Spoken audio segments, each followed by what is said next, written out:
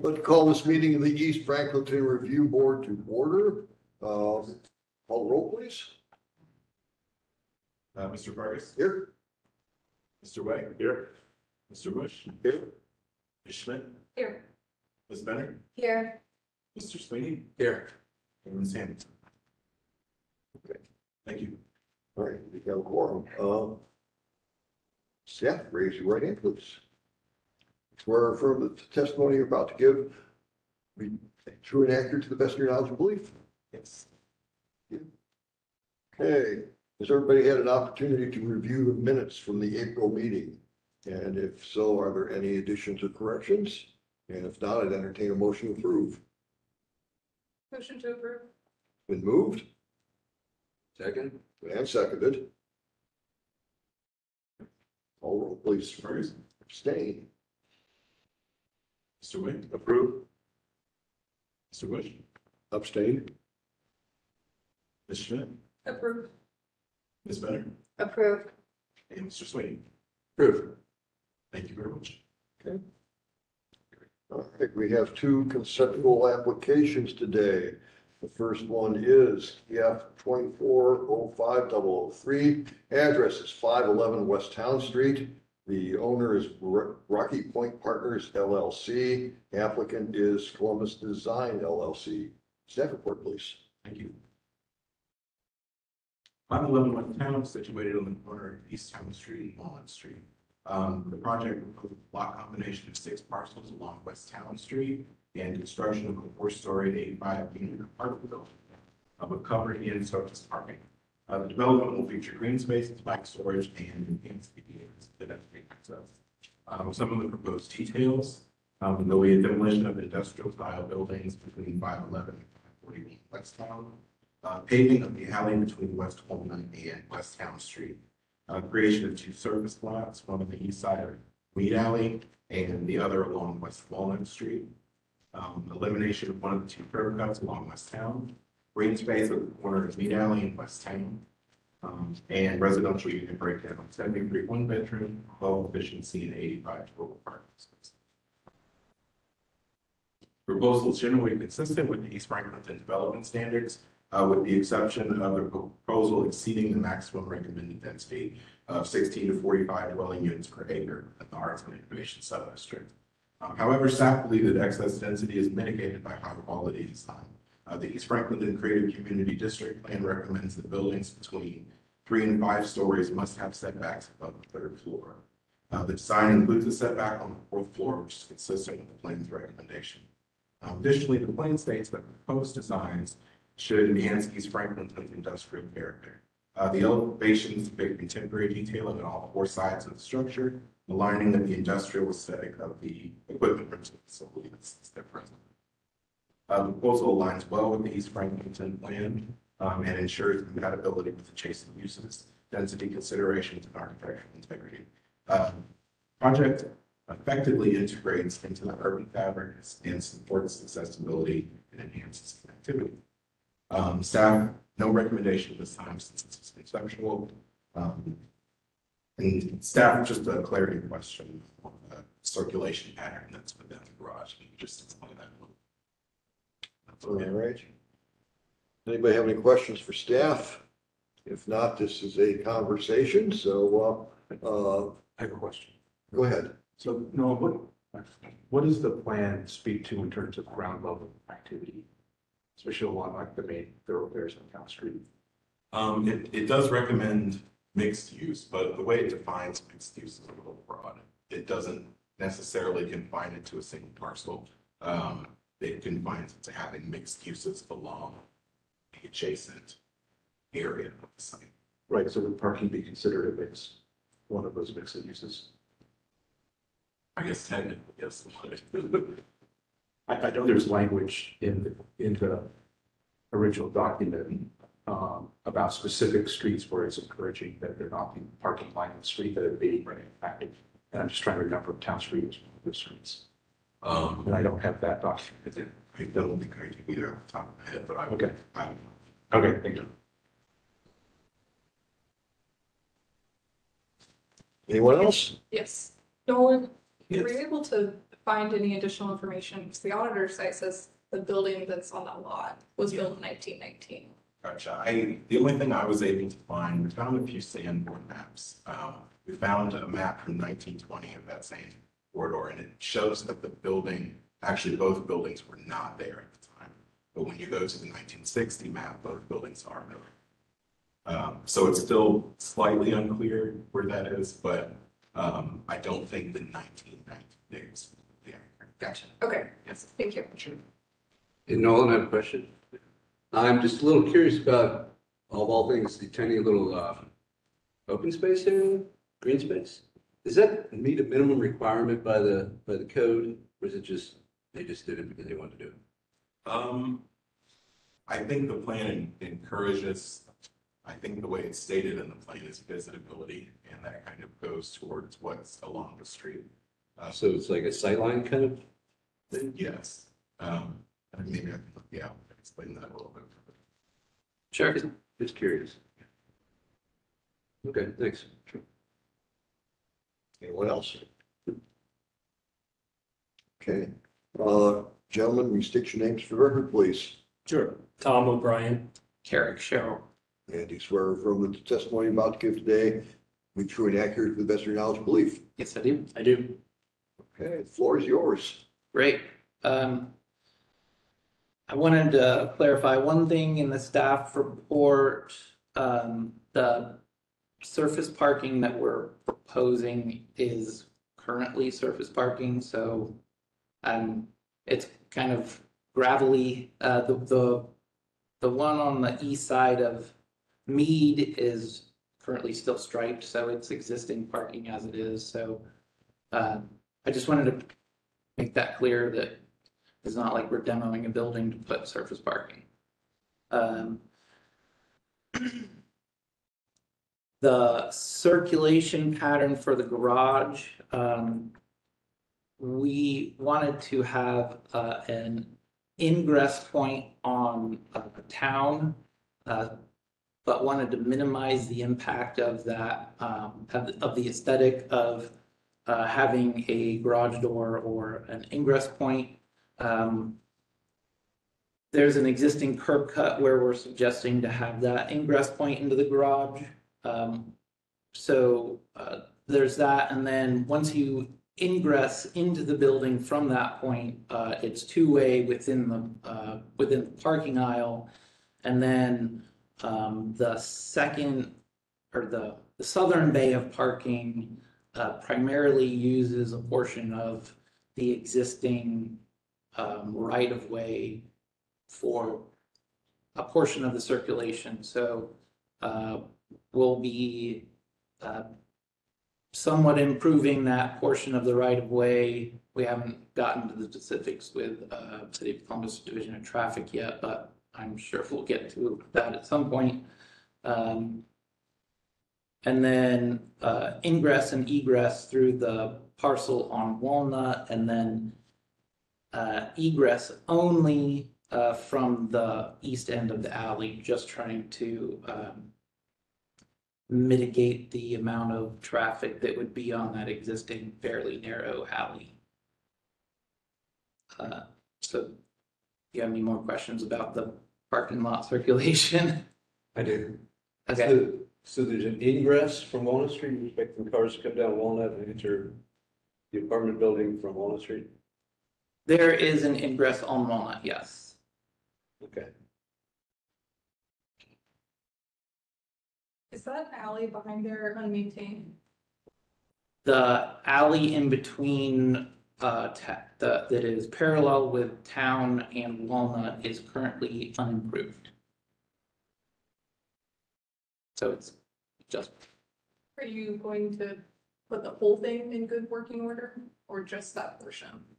we would put the portion that is fronting our property.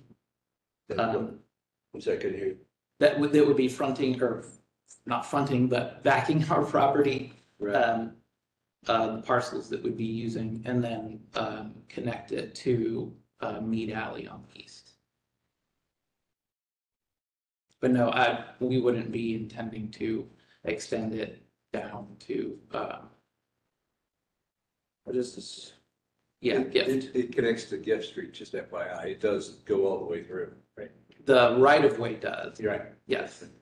So I mean, that could be an egress point as well, down the alley out on Gift Street. There is some potential there, yes.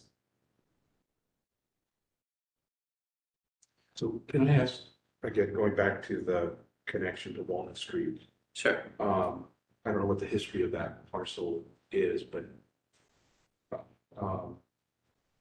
I guess, and maybe this is for staff too. Was that always a parking or was it a house at one point? That's actually a great question. I found that out today. Thank you. The Sanborn House. Oh, Okay. It was a house in 1919, from what I can tell, 1920 on the Sanborn map. At some point, when I get to the map in 1960, those 3 parcels there are completely gone and it becomes a parking. It looks like a storage. It's storage of heavy equipment, correct? Yeah. So at least since the 60s. Sandy, that was the nature of your first question. Was that, or is that different? You were asking about the other buildings? Correct, so on the parcel that runs on Count Street, there's an existing building. Yeah. And since I know preserving, historic structures is incredibly important to this community, I wanted to know how old that building actually was, because there were 2 different dates on the auditor's site, so I was trying to figure out the nature of how historic it is. The East Franklinton District Plan addresses that building as old, but not of significance. That's what the plan said. I mean, when I was reading through it, it color codes different buildings that are existing. And that's what it labeled that one. Just Evidently, and this is somewhat anecdotal, there's only 2 buildings in East Franklinton that are on the historic resources map or whatever. Mm-hmm. And I don't know which ones they are specifically, but probably the log cabin would be one thing. The local office and the fire station at the. Oh, okay. So so that's just, but again, culturally, Says to get those on there, Yeah. anything that's 60 years and older. I agree with you. I just want to say that, we could kick this to the Historic Resources Commission if it was something that was on their list, but it isn't, so we Yeah. can't get their, whatever. So it's up to us. I wanted to address the activation of the ground floor. The design intent of this building is to actually provide a residential component for the majority of the frontage of the building along town. If you look at the bottom left side of sheet A2, which is the 3rd sheet in the PDF, I kind of created an exhibit there that shows how there's a first floor unit entry from the street. There is a small stair within a 2-story space that provides access to the 2nd floor unit. So the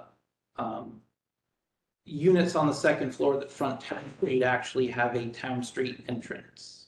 And so there is a level of activation there. How we work that out with interior design, things like that, lighting, but it will have the appearance of a more residential appearance than it would if it was just parking directly behind a wall or, opaque glazing or anything like that. So there will be lighting and a stair in those windows, and so It'll be somebody's front porch with possibly furniture on it. right, it'll be, and there's a 5 by 10 front porch there. Which there's a good example of in Italian Village that we kind of took after. Yep.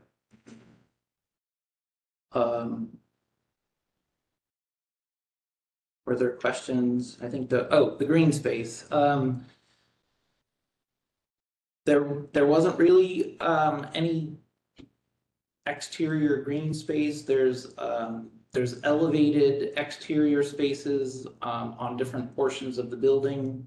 But But most of the projects that I work on want to have some kind of ground level green space for dogs or for benches or, things like that. So that particular corner across from the lobby, I felt like was a good opportunity to take what is currently head-in parking off the alley and create a buffer between the parking that we intend to maintain there, but also provide an amenity for the building there at that corner. So I don't think it meets any minimum square footage. We haven't gone through a design process, but it'll be a mix of hardscape and greenery. Can you tell us a little bit more about these one-bedroom units that are facing inward and don't have any exterior, exterior building connection? So yeah, those are fairly small one bedrooms.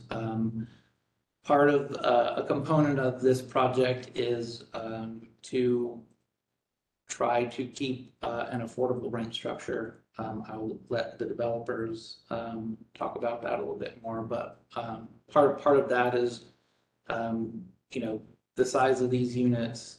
That's what you get. Right. Yeah, our goal here is to provide an affordable product. We think it's important for people to be able to afford to live in this area. So, those units we think will be under $1,000 a month, and we intend to keep all units affordable as affordable as possible. So the units that are directly at the courtyard level, will they have access to the courtyard, or will the Yes. courtyard just be something to look at? No, they'll have access to the Yeah, courtyard. but then the ones above it will just have, will they have balconies or anything? Correct, yes. Those would probably be more Juliet style balconies than they would. Just because of the size of Yeah. And then on the other side of the courtyard, it shows a corridor Mhm. which goes all the way up. And how does that, the courtyard, how is that articulated? Is it windows in it, or? The corridor, so the building code will have a fire separation requirement between the two walls. The idea behind that would probably to put the internal fire separation line fairly close to the corridor wall in order to maximize the amount of transparent wall we can get on those small units facing the terrace, facing the courtyard. But we would still want to have some punched openings in the corridor, get some daylight in that. Otherwise, it would be a fairly not so great corridor. We haven't completely gone through the design process on this. I haven't really dug into the code ramifications of making that an exterior egress balcony. But I think that is certainly an opportunity and something I'll probably be looking into, presuming that we kind of get a favorable feeling from the commission tonight. We can really kind of dig into the details of some of those items. What is it? Maybe I'm missing it. What is the square footage or average square footage of the units? They run from around 400 to around 700. Square feet, and then about $1,000 average for like the cost of it. We're thinking the smaller units will be under $1,000. Okay. And we haven't really gotten that far as the different versions of one bedrooms, but slightly over 1,000, I would think.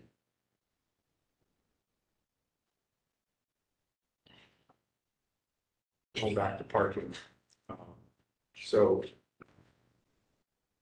you're using the alley as a lane to get into the parking that's in the under the building. Correct. And so that would just be open. Yes. Obviously, the columns coming down between.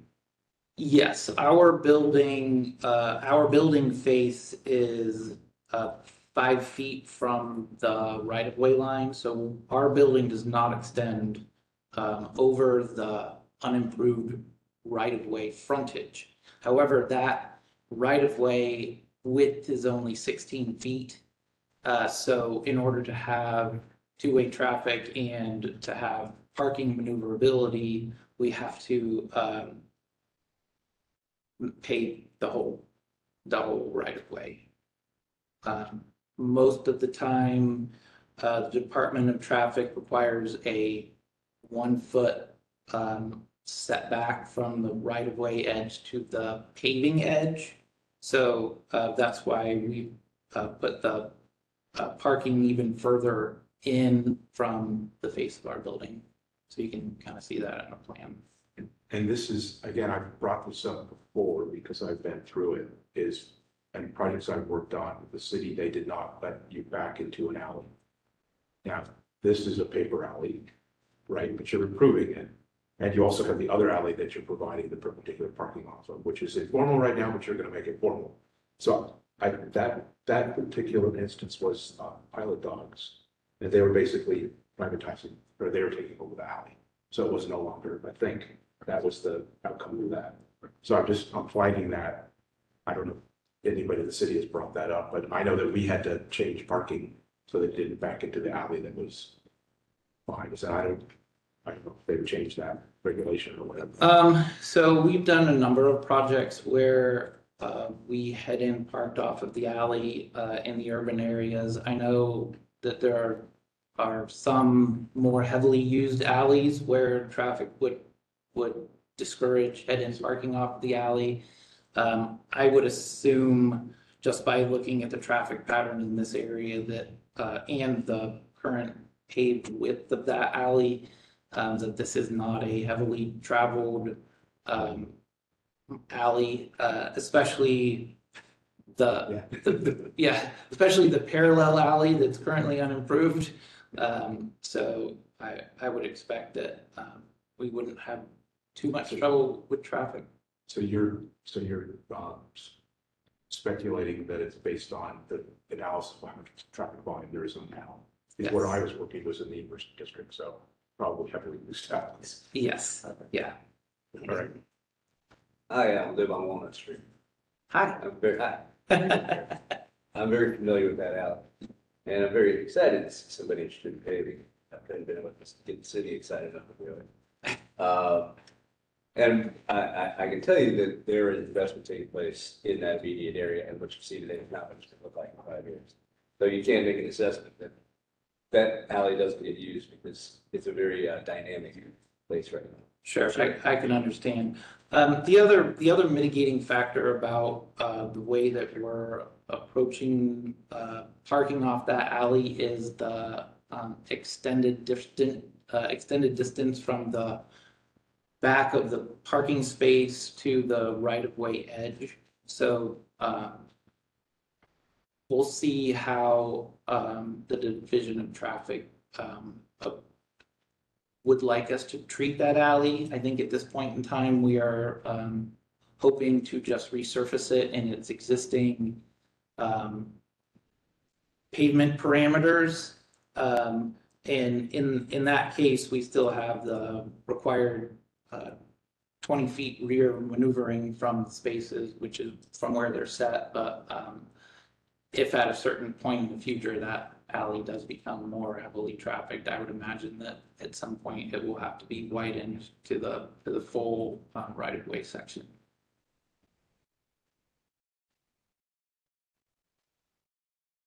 Well, and with the 7 spaces that they are proposing with the access from Walnut Street, would that be considered a change of use? From what is existing, it's just like storage to a parking lot? It shouldn't, and I don't believe so, because, I mean, initially it was a parking lot for, pretty much mechanical, like vehicles, and other construction. Storage vehicles, right? So it's kind of, it's essentially the same use. If you look at the, like, the zoning code, what they would call that. Right, that's what I call it. But I can see there being a grayish here. Yeah, Yeah. There's a slight difference between parking lot and storage lot, I guess. Yeah, Especially when everything's on wheels. Yeah. yeah, and the reason I ask is Everything, yeah. generally the board hasn't approved curb cuts right there on like streets. And so I know, you know, living in this area, next to my house is a vacant lot, but there's still a curb cut where there used to be a building and a driveway. And people walk by, but people will cut through an alley and go there and they can't see, or people will think, oh, this is the way to the alley, so people drive up through and people are. A family on my road, their little girl just got hit, so, you know, here I'm thinking like, well, one is. Is there room to have a different use than 7 parking spaces with a curb cut there, especially with higher traffic coming onto Walnut Street? Will people, one, be confused that is that parking for the, you know, I've heard if it's on Walnut Street versus that specific parking lot, you know. Another question, is there a legal curb cut on Walnut for that use? I mean, this is part of the neighborhood that just kind of like Wild West for so long. Yeah. And now we're trying to bring it into compliance and all these different ways. I suspect that there's never any sort of like legal permitted curb cut put into place and that just nobody cared. So, and I'm not sure what that does to us at the moment.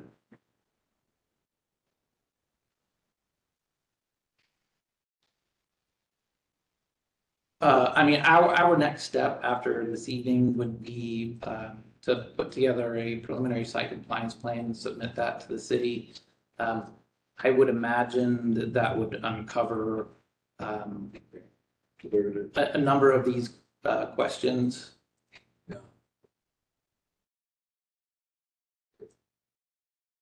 I think that's just the way, yeah, it's just a dirt road. or someone just continued to drive through and it became that. Yeah, Or MTR got comfortable. you roll enough generators over it, I guess.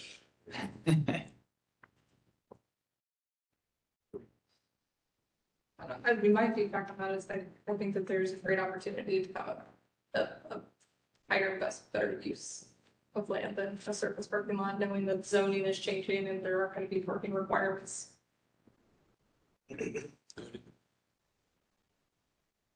I don't think the zoning parking requirements have an effect in the East Franklinton reorg area. I think you're probably, I think we'll still be using the Franklinton special parking area It stopped. regulations for a while. They're relatively new. I haven't read the zoning and stuff, but I hear it's happening pretty soon, pretty fast, right? Yeah, we're I'm currently. hoping that they want to keep it along the Broad Street corridor. and not- Yeah, it doesn't impact this problem, right? Starting at Broad Street. Yeah, It goes one street over, but not all the way down, and not all the way down. Stops right. It will have some changes to the West Broad Street section of East Franklinton. Like arts and innovation in Dodge Park. We're happy to look at it though. Noel, are we correct that the zone in, the new sort of standards under zone in are not going to affect or have an effect on the special parking area regulations? No, that should stay the same. Okay, so it does not affect, okay, for now. Anyway. So Nolan, what is the parking requirement based on this proposal? It just says that there's 85 spaces to support 85 units, but is that everywhere? Usually what's required, I think for East Franklinton, that usually gets kind of farmed out to Amanda Ford. She knows the specific numbers on parking. So it varies by building. And I'll actually reach out to her. I believe that it's 1 space per unit, and then, other uses have varying levels of requirements, but we don't have any other use. There's, all the uses in this building are related to the residential, use. From a product standpoint, we don't ever go below 1 spot per unit. Yeah, again, I'm just used to it, like in downtown, it's whatever the developer feels like the market would bear, right? Yeah, right. Yeah, so I think from my perspective, I mean, we flag that this is exceeding the density that's allocated for the site. And I think as you start to look at this, we're starting to balance, okay, you want more density, that means more parking. eating up more land, causing issues, you know. So I just take that into consideration. It turns out to be a negative effect on the neighborhood, I think, with all the other surrounding areas, if there's too many spaces, if it's too dense. Right. Makes sense. So again, that's what we're gonna be looking at is like the parking lot with the 7 spaces in it. Personally, I'd rather see that converted back into a new house and not be part of your parking solution. So it's things like that. And then the little spaces off the alley again. You know, somehow I think that those might be useful like visitor parking because you're right there by the main entry. And I do applaud the little park, a gesture to creating something there. I think that's good. Would that green space be better on towards the Walnut Street area? And Where if you're thinking like where that In lot place is, of some of that parking there? like maybe if you're putting that on Wall Street and putting the green space right there, Right. Wall Street as they're walking by and then have Like entrance space or something, where and having then parking. cars go down the alley to pull into the lot, is that what you're thinking? We, Yeah. well, we hear your comments. Yeah, we'll study it. I mean, there's an ability to build a house that can be sold, rented, whatever. There's a development play there. It's different than the apartments. Sure. So to me, that fits into the whole spirit of where this area is going, especially the Walnut Street. You know, we've been looking at a lot of projects there and that street's really starting to change. And I think adding to the residential component of that would be a much more positive For sure. than putting a service park. Yeah. Or even a park, I'm not sure the park would really contribute. So. And we're doing single families across the street, so, Yeah, yeah, so. we're familiar with the product, so we'll study it. And I do appreciate, I didn't quite know, should have figured that out, where you were going with creating the foyer up to that first level unit. I think I can buy into that as opposed to thinking of some kind of a workplace or something like that ground level, but it's very small, right? It's a very tight little foyer, if you will. And, you know, that could be a little bit more generous and a little bit more impactful to that unit. So you had the ability to play around with the parking a little bit more, tighten it up, make that square footage bigger. I think that might help to, again, articulate that edge. And while I'm speaking, so, Have you looked at the trees? trees come along later. Can I ask, and you brought up a really interesting point about Town Street, and I think there's so much development that's gonna happen on town, because we can see. And so I am thinking like, and I know we saw a lot of stuff come through Broad Street, and we sort of looked at the plan, and we changed heights, and when I think about what Town Street is, that's a really key area for Franklinton. It's Bridge, Town, Broad. And so when I think about what might else come, and if it's all just like housing, I'm interested to hear like, what is our thought of what town should be? Because that is, you know, bringing businesses in and making it sort of like this walkable area. That's sort of how I imagine Franklinton. And the less we have like of mixed units or bringing opportunities for businesses to come in, and it's just housing, I think it could affect again the neighborhood and what we're trying to do. And I mean, as a resident of the neighborhood, we know that Town Street is the main artery for anybody going in and around Franklinton. They don't usually use Broad as much as they don't use Sullivan as much. Town Street is where a lot of people are going. So yeah, like if it's all just residential, it's just, yeah, like, I don't know, like I know that there's a lot of change. It's gonna change a lot of Franklinton, Yeah. if that's what town becomes. Yeah, you don't need that vertical connection to access those units. They can access off the hallway. So that first bottom layer could be something that was different. And we reviewed another project recently, I forgot what street it's on, was renovating an existing building. And they wanted to convert it into some like art space or something. Oh, yeah. Yeah, pretty famous. 506. There was a apartment building. Oh, Yeah, remember there was an existing building, right, with the big doors on the side of it. Yeah, this was a while ago. Yeah, and we were really advocating that that building be incorporated in a way that it activated the street. Yeah, Right, that's I what, remember that. Yeah. and that's Yeah. what you're getting at, I think, is that's the opportunity that may be lost here. Yeah. So again, you guys are still studying it. I think we're just saying, we want to see a more open mind. Yeah. yeah, if I can underline what everybody's saying, absolutely, totally agree with that. Town Street is the vibrant spine of the neighborhood.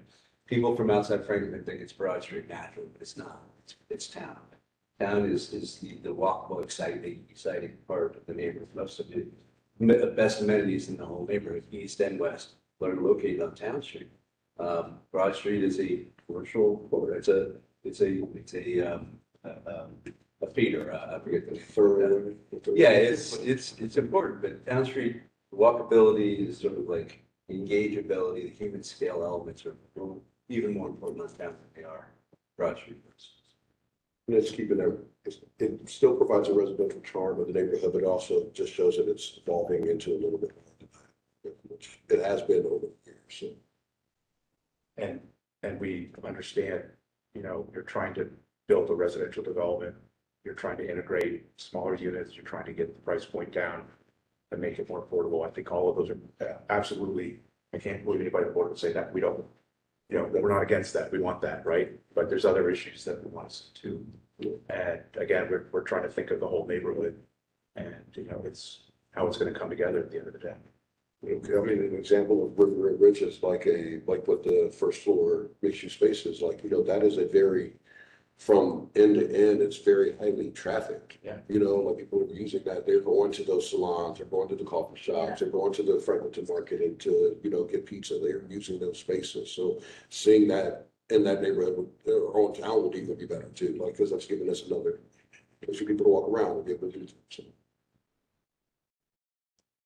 So it's all about balance.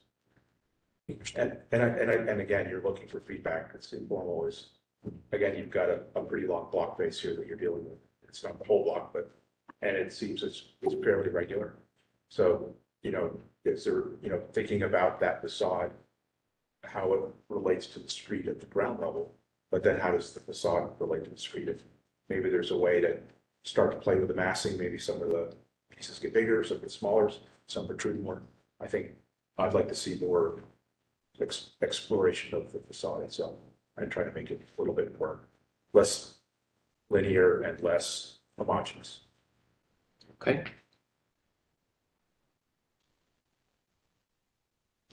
Anyone else? I just have, so you guys have already heard the message, but if you took off that first layer, if you reduced the density, took off the first layer of parking, you'd have room to do some units there that they could be live work units, they could be just, little commercial neighborhood stuff, very easy with a plan that you had. Obviously, that reduces the units, that affects your pro forma. Yeah. So we understand all that. But We'll stay. Okay. Thank you for your feedback. thank you. All right, thank you. I will summarize and make sure this gets back to you, Great. probably early this week. Thank you. Okay. Our other conceptual application is EF 24050004. Address is 550 West Broad Street. The owner is Grateful Development and the applicant is Archibald Architects. The proposal was for a 5-story mixed-use development in commercial/retail space in West Broad Street. Structured parking at grades to the north and 4 floors of residential. The developer needs a small elevated outdoor space for residents. Proposal includes a 1-story internal parking structure for meeting spaces, which means 2 proposed garage entrances, new curb cuts, down 4 stories of multi-family residential, 64 units. Elevated patio space for future tenant use, and that's located on the side of the structure along Gibbs Street.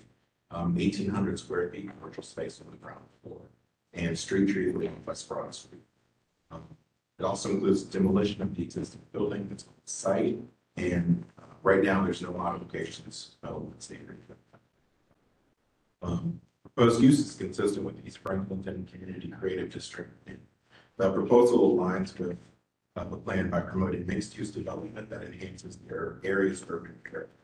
The project supports commercial activity on the ground floor, integrates residential units above, and provides structured parking, minimize visual impact. Mixed-use development is consistent with East Franklinton district standards. The proposed density aligns with the Broad Street subdistrict, which has a recommendation of 45 dwelling units per acre. The massing integrates well with the surrounding neighborhood. However, the East Franklinton Creative Community District Plan recommends that buildings between 3 and 5 stories must have setbacks above the third floor. The proposal is inconsistent with this recommendation. Staff encourages the applicant to rework the building massing so that it incorporates appropriate setbacks above the third. Conceptual review, so no actual recommendation from staff.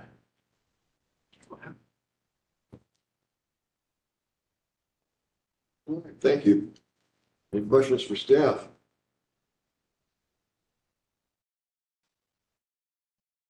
Get a chance here. All right, if not, gentlemen, will you state your name for the record, please? Grant Golden. Jonathan Grove. And you swear affirm that the testimony you're about to give will be true and accurate to the best of your knowledge and belief? I do. Sir? Well, thank you for the time. Good to see everyone again. No. Oh, I do? Is that what you're? Yeah. Sorry. Now make a record here, Oh, sorry. yeah. Go ahead, floor is Uh, yours. Yeah, it's good to see everyone again. Happy to bring this proposal together. This is going to be the first multifamily development for Grateful Development. It is predominantly a mixed-use multifamily project with about 65 units slated so far. I guess hearing that feedback on the third floor setback, would like to kind of discuss and hear kind of where everyone stands on that. But the overall project is slated to be overwhelmingly workforce housing. Entirely workforce housing is the goal. That means at least 50% of the units will be at 80% AMI. Really trying to achieve that through more 1s and 2 bedrooms rather than a bunch of studios or micro units. So truly livable, functional units that can grow with that community, serve a greater need of people. We like the Broad Street corridor for the Link Us connection. So trying to be kind of interactive for mobile aspects of people getting into jobs and employment opportunities. And then also incorporating commercial frontage, really to keep in line with Broad Street, what is going on in that neighborhood, again, with the mobility aspect of things, and that there is the overarching DORA that could potentially pass. So we see it as a good way to kind of integrate with what's actively been going on in Franklinton over the last couple of years.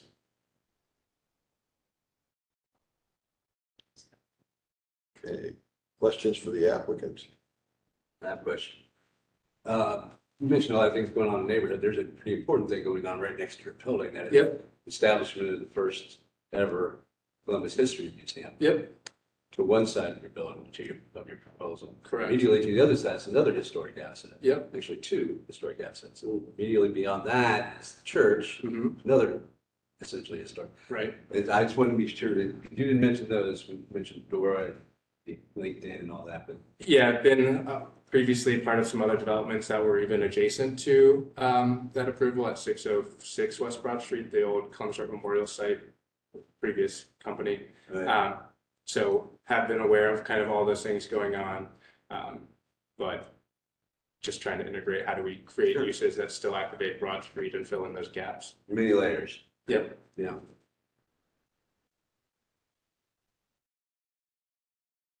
So Jim, what is the asset on the? There's a Sullivan House to adjacent, Oh, okay. Got it. That's the little. the little house. Right. Yep. Yeah. Yep. I didn't quite know what the history of that was. Yeah, it's the heritage. I know the fire station. The fire station, that is. Yeah. 2 questions. One is, it's an L-shaped building with a little roof terrace. That's right. So there's some massive power lines on the Gift Street side. So you're trying to back it off. Trying to back it off as far as we can. Those are immovable lines. Yeah. Yeah, I think, for the terrace, it's orientations, it would work either way. Mm-hmm. And I assume that you're thinking that would be a usable terrace. That will definitely be Part of usable. amenity. Yep, exactly. The second question I had was related to the fire station. Yep. So there's a really interesting addition on that corner with North Mill Street, and the fire station's set back just a little bit. And the newer building that's to the other side, kind of. This DMHA building adjacent. Angle, there's this geometry coming that it would be really great if this building could kind of respect that little kind of Okay. thing happening. The site So maybe plan. the first floor is indented at that point. Okay. And again, it's still the setback, but there could be, I think you could play around with that. I was thinking, I was going on my phone to look at Google Earth because I had looked at the church direction, but I forgot about the fire station, drawing tower. But that's so far back, you'll never probably Right. be able to. But the way that the fire station is set back there, because if your building could just kind of help to mitigate that and bring it back into the historic house, I think that would be just a nice move to show how it fits into the streetscape. Yep. We see that as just the active commercial corridor. So I think from that setback, I mean, it could be interactive, like patio space or Yeah. even like open, like similar to what we. And I forget what the station, there's not gonna be a station near here. There's one at the old train station, right? Same, Where, as far as, the Linkus.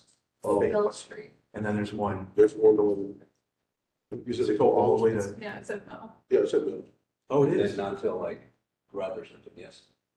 Even further down, it goes into the hilltop. so the next thing, when it's in the hilltop, yeah, it's not. Yeah, in the hilltop. I think it could. Not the next, not the next general bus stop. Oh, no, not, never mind. I'm thinking of the virtual reality tour. No. Forgive me. So I was trying to make a point of if there was a station here, it would be like, there was another opportunity, but I don't remember the station being at this location. Yeah. Do we know? I don't believe it's correct. I think there's two stations. We've had this discussion. Two before. in East Frankfurt. There's one in the peninsula, it's over Bell, I think. Yeah, And then the next one is over at Grub, I think, your skate park. Yeah, okay. yeah, it's a. Right by the church. There's, Yeah. yeah, it's a good one. Other than that, great. Thank you. We're all about workplace housing. If I can go back to the fire station, it's been a project that I and a lot of people have been involved in over the years, a very long time, ever since Jimmy Ray Electronics had the coolest electronics store in the 70s there for forever.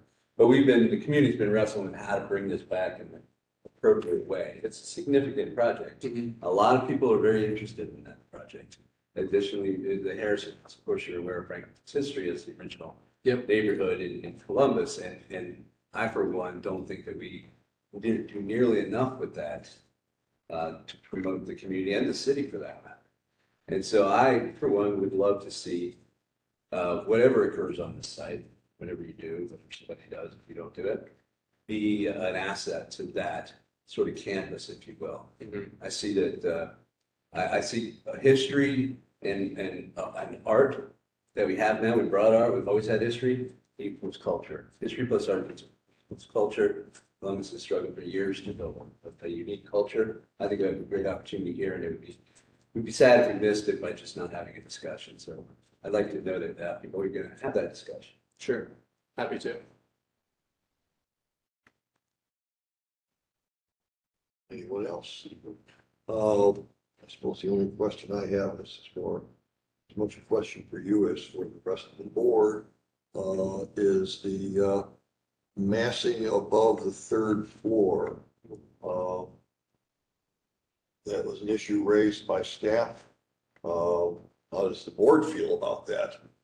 Did you say you? I had a question just because of the adjacent properties, speaking of like Gravity or, G2, those don't have those setbacks along those third floors. So just wondering, and I think even Yeah. in the past along 606, when we addressed that one, didn't have a That setback. Gravity's got this whole like really deep kind Yeah. of cutting of, so it's not just a flat facade, right? Right. So I think And we want to add some rhythm to it. As you can see, there's just like little movement right now, but this is high level before we put some exterior materials to it. And I think the gravity situation is a little bit different with it's by the train tracks. When you're coming through, you're already having that obstructed to get out there. Once you get onto Broad Street, Yep. that obstructed view of seeing other things. And I think we even talked about this when we talked about conceptual one on Broad Street down just where the memorial building was, where we asked the same thing about the setback. So this is like, Something that we've always kind of asked about.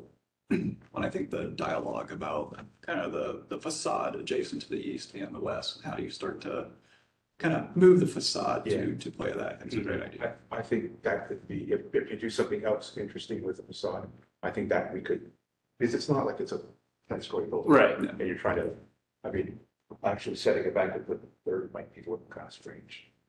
I could see setting it back after the first, and so Right. blend it then back a little bit, or something. But, so I think, I personally would be open to whatever you explore, but I think you have to respond to what staff is saying.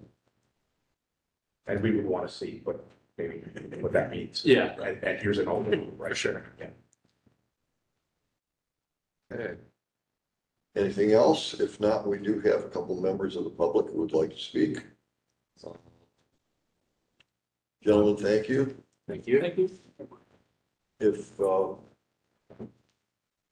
First up is Mike Rush, president of Columbus Historical Society. And just a reminder to presenters, we do give you 3 minutes to speak. You want us here or here? It's up to you, feel free, either way. well, and I've done this for years, so we, everybody needs to swear these folks in. This is Vanna. Gentlemen, he states your name for record, please. Michael Thrush, president of the Columbus Historical Society. And do you swear or affirm that the testimony you're about to give will be true and accurate to the best of your knowledge and belief? Yes, Okay, the floor is yours. thank you. Thank you for the opportunity to speak.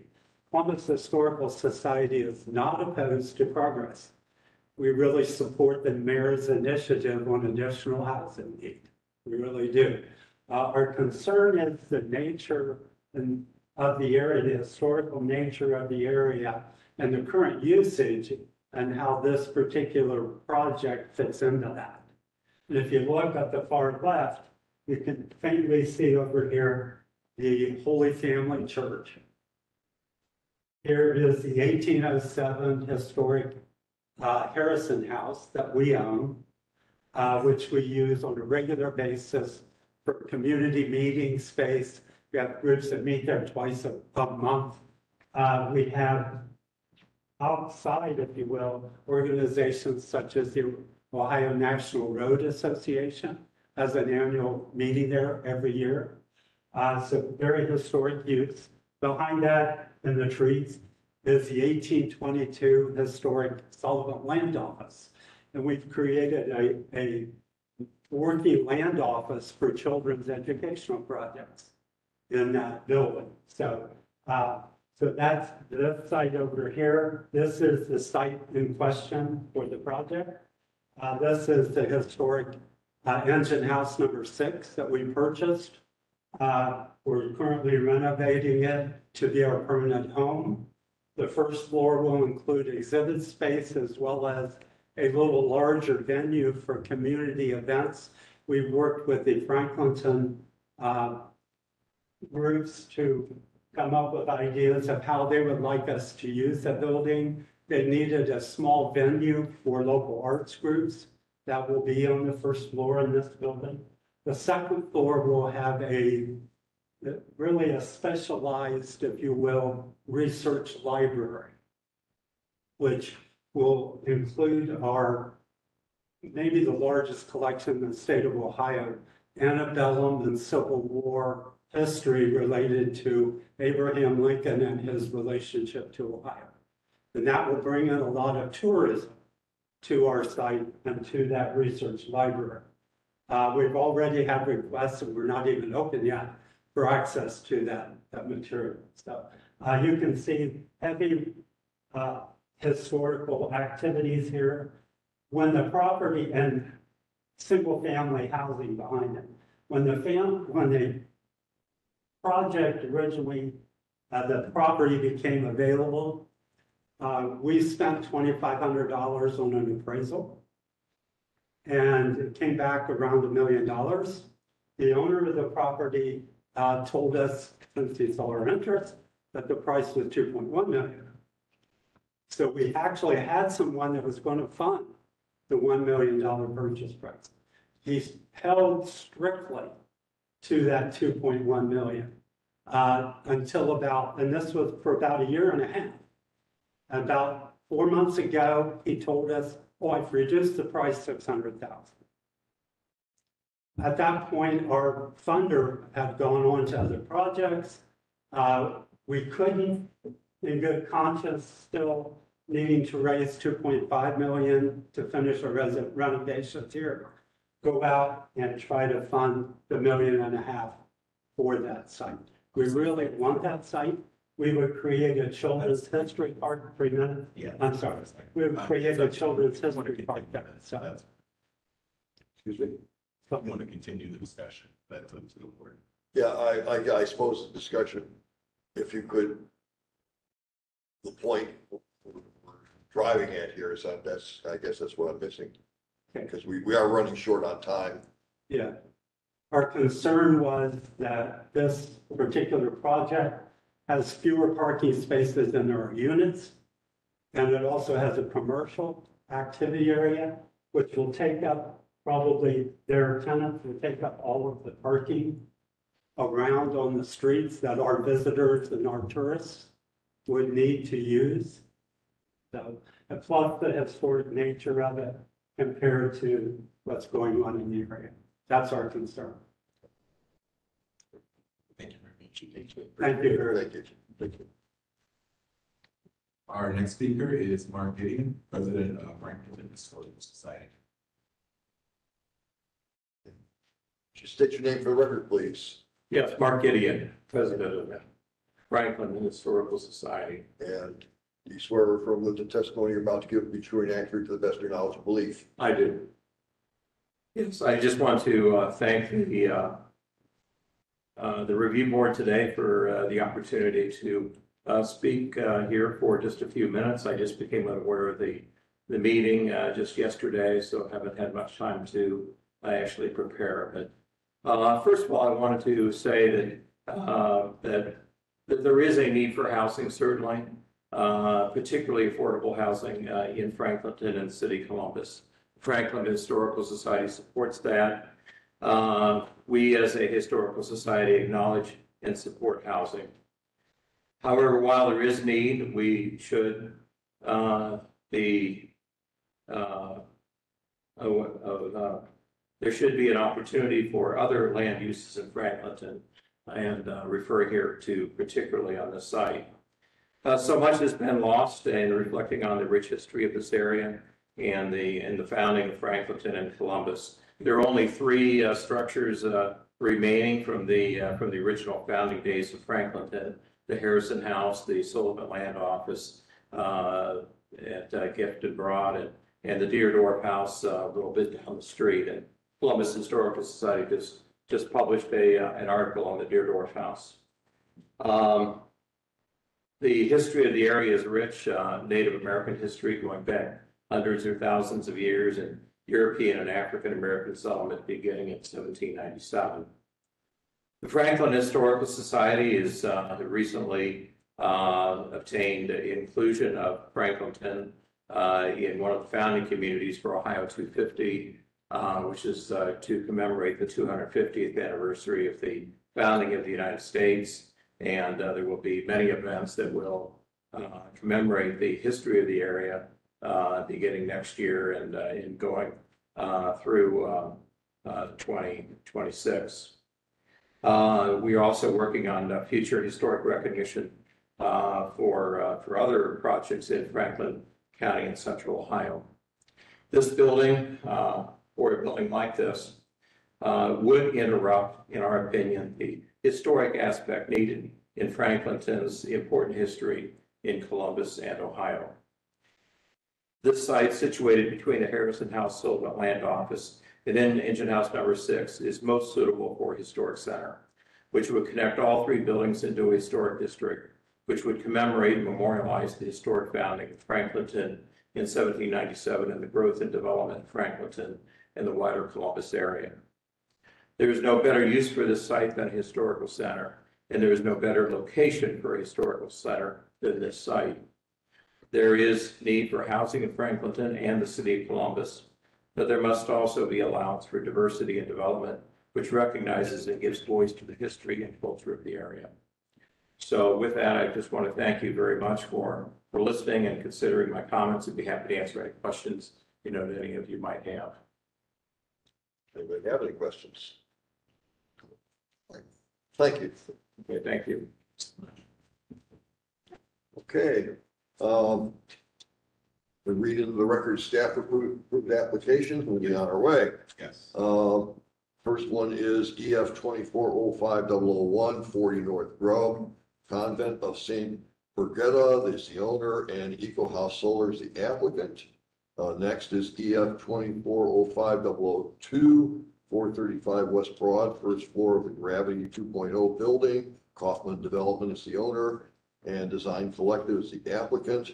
And last one is EF 2405005. That is the Dora signage, various locations throughout the district. And Megan Philly is the applicant. And with that, we are adjourned. Our next meeting will be Wednesday, June 26th at 3 o'clock right here. Just really quickly, we actually have to vote those in. We need a motion to say that the staff. Oh, you need a motion on this? Yeah. Okay. Yeah. All right, so moved. Anybody got a second? I'll second. Also, just noting really quickly, if there are any abstentions, if any of those, just let me know quickly and I'll just mark that. If no, then we're good. Thank you so much. Thank you. So moved and second, we don't vote. We don't have to. Oh. It's just started for the staff. Okay, yeah. We'll just say already approved it, so. So we're ready to go approve, we don't approve their people. Yeah. We're adjourned, thank you. You're the lawyer, you're giving it up. Hey, it's not like we're.